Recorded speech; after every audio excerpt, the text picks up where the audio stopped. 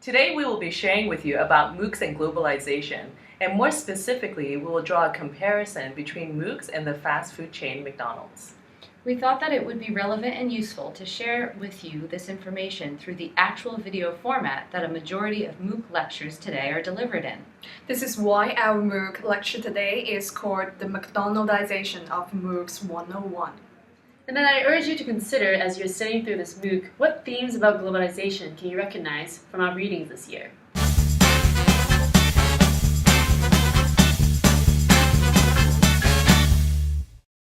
MOOC stands for Massive Open Online Course, and it is an online-based course aimed at unlimited participation and open access via the internet.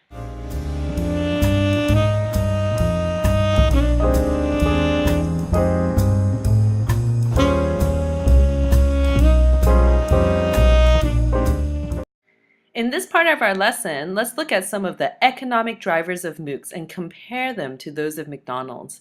Before we begin, let's remind ourselves of the context of globalization, which can be defined by privatization, commercialization, and the intensification of time and space. To take that one step further, as time and space intensifies in every aspect of our lives, privatized solutions arise to meet many of society's needs for the masses, including the basic human rights of access to education and the right to adequate food. Two ways that the private sector has sprung up to meet these needs are in the form of MOOCs, massive open online courses, and fast food chains like McDonald's. Now, let's begin to compare the two. Due to the limited scope of today's lesson, I won't cover every aspect of the McDonald's financial empire, but just a little bit just to give you some financial facts, enough for you to understand where McDonald's gets its revenue from, and as a publicly held company, what numbers it must beat every single year in order to continue to deliver profits to shareholders. Can you see what it says on that t-shirt? It says venture capitalist, the new superhero of the modern world. It certainly seems that way for MOOC startups. Venture capitalists have given $22 million to Udacity, another MOOC platform, as well as $65 million to Coursera for startup costs.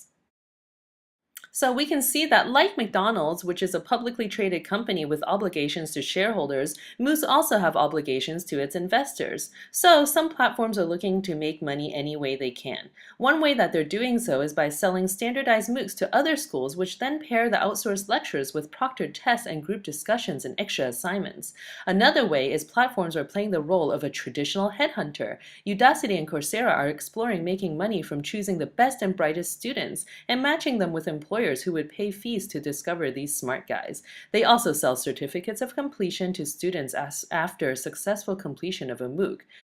Lastly, they're trying to make money by selling MOOCs as a substitute to traditional degrees.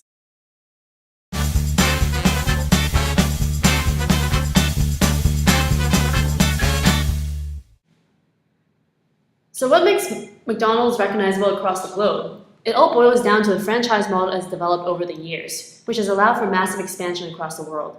When you think McDonald's, what comes to your mind first? That's right, the Big Mac, Ronald McDonald, the Golden Arches. These are all part of the image that McDonald's has crafted over the years. Everywhere you go, McDonald's restaurants have an instant recognizable factor.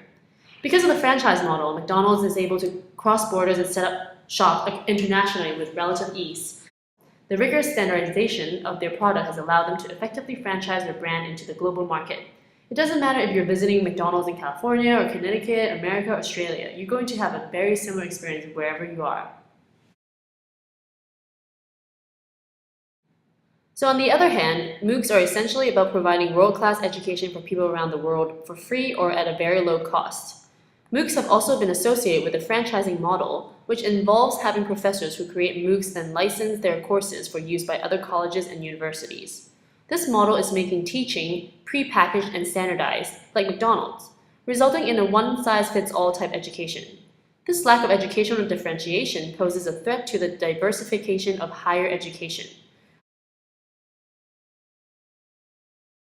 Although MOOCs level the educational playing field for students, they are doing the opposite for teachers.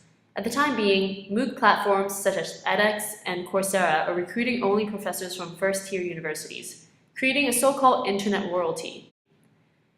Simply put, MOOCs built around faculty rockstars are just repackaging the lecture hall experience for Web 2.0.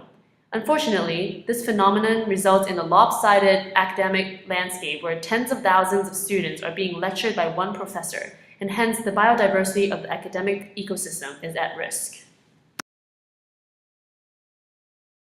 There is a fear of compromising pedagogical experimentation. More importantly, professors are starting to feel that MOOCs are a cheap way to replace faculty. The common theme between professors who are opting out of MOOCs is that they feel they could be creating a product that threatens public education.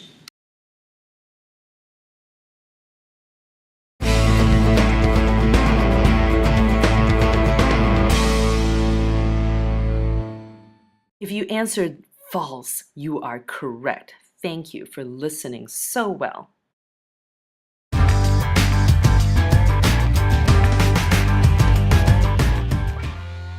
We conducted some original research on students' views towards MOOCs and McDonald's. We sent an online survey and we received 11 responses from the HKU Master of Education General Education cohort. The survey shows that only 1 out of 11 hasn't tried a MOOC, while 100% have eaten at McDonald's. As you can see in the charts, the purple sections represent most students sampled were very satisfied with their experiences.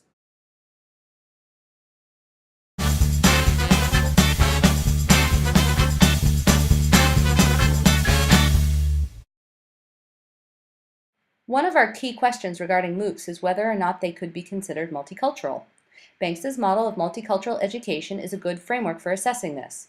Please refer to Banks's original diagram on our poster for an explanation of each concept. Starting with content integration, some MOOCs do integrate content from other cultures if appropriate to their subject, although this is the exception, not the rule. Moving clockwise to knowledge construction, MOOCs for the most part are not yet helping students to see and understand the cultural factors and biases that have constructed accepted knowledge of a topic. On to prejudice reduction. As MOOC teaching methods remain quite traditional and Western, most are not working towards reducing prejudices. That said, it could be argued that the use of forums and discussions in MOOCs, which allow people from around the globe to speak to each other, could help. Empowering school culture. Given that MOOCs exist online, their school culture is harder to discern. Still, this paradigm exhorts creating a school culture that empowers all students. Right now, MOOCs are most focused on each individual student, so it would be difficult to argue that they do this. It's too early to tell at this stage. Finally, equity pedagogy. Right now, MOOCs are for the most part a one-size-fits-all education system. MOOCs provide a few classes in languages other than English, but, given the style of most MOOCs, that seems to be the extent to which they facilitate the achievement of students from diverse cultures. Let's take a look at access to MOOCs around the world, to see if people from different cultures and backgrounds really do have access to them.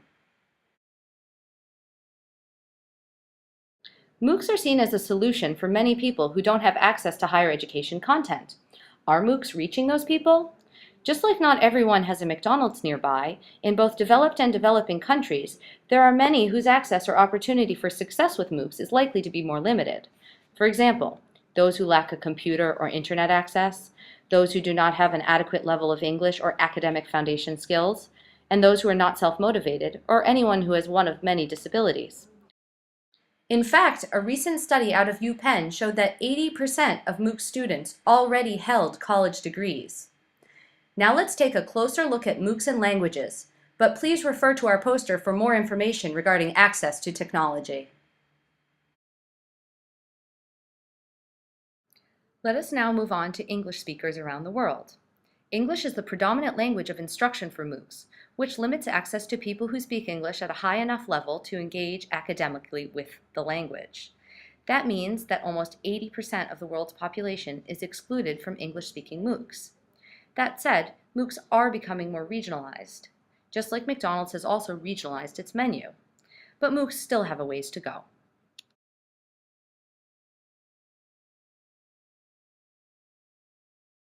Through our MOOC analysis, we've established that MOOCs, like McDonald's, are beholden to investors and most are seeking to make a profit. They both utilize franchising models, which risk hurting the biodiversity of higher education. And although MOOCs are giving students another educational option, they have a ways to go before they can be considered multicultural. MOOCs, like McDonald's, are global in that there's access all over the world to their products. However, McDonald's is a well-established company, whereas MOOCs are still in their infancy. So it's important to remember that they need time to mature. Please refer to our poster for some suggestions on how to improve them.